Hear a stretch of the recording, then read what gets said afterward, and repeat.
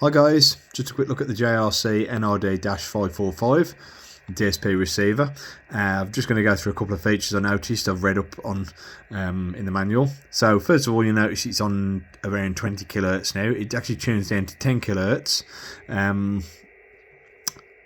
which is enabled by switching it on and holding down enter kilohertz, and then to put it back onto standard coverage mode from 100 kilohertz to 30 megahertz, you just turn it off, then turn it back on with holding enter dash kilohertz, that button there down, for about a second while you switch it on, and then that puts it into low frequency mode, which is great. It does say it doesn't guarantee any coverage down here, but I might leave it on this, or I might turn it back to 100 kilohertz. You're probably better off to have it than not have it, because you're not there most of the time, so it's probably better you leave that open.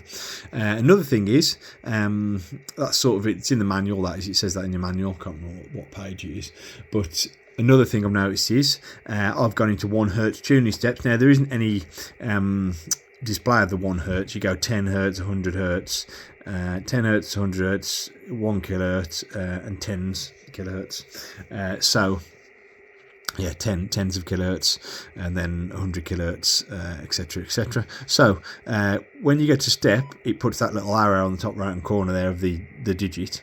So that is that's going to tune now 250 times this. When I turn this once, one full rotation, it should give me 250 times. So let's just see. Oops. Let's just see if it gives me 250 times.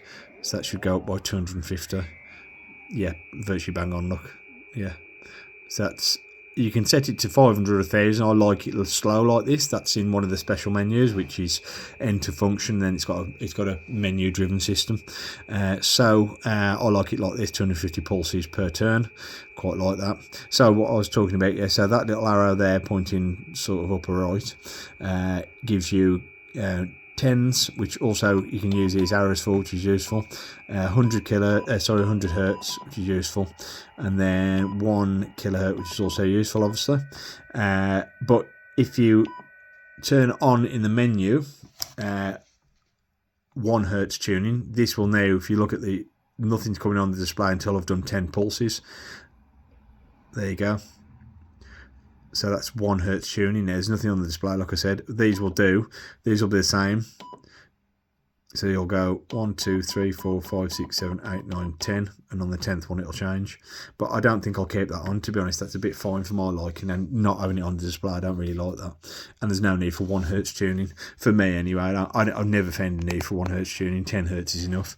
So let's go to the next thing I was going to bring up, which is the auto notch and beat canceller, I think it's called, or beat cut. So I've stopped on this frequency on purpose because there's a annoying sound. Now if you press BC, beat cancel, it gets rid of that like an auto notch.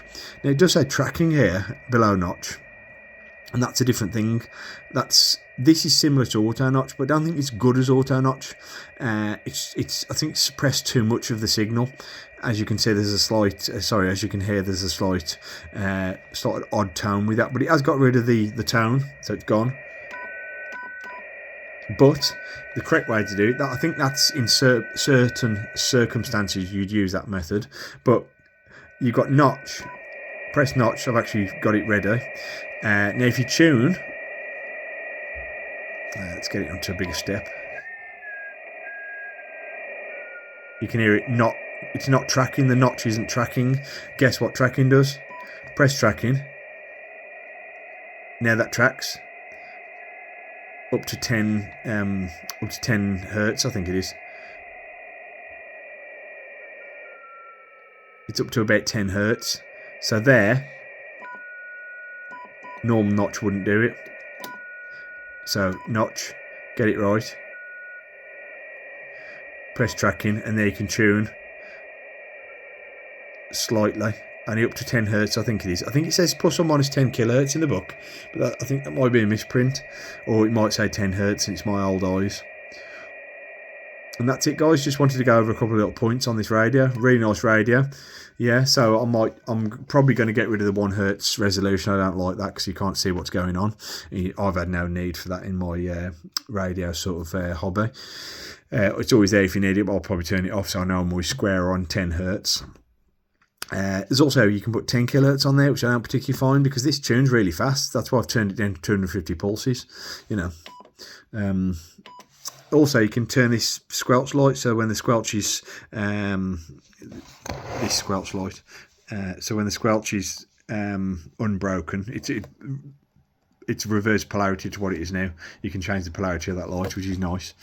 That's it, guys. Just a couple of little things I noticed on the radio, and really good radio so far. I'm going to do a full review and go through everything. It's going to take me a while to get through all the features, I think, on this one.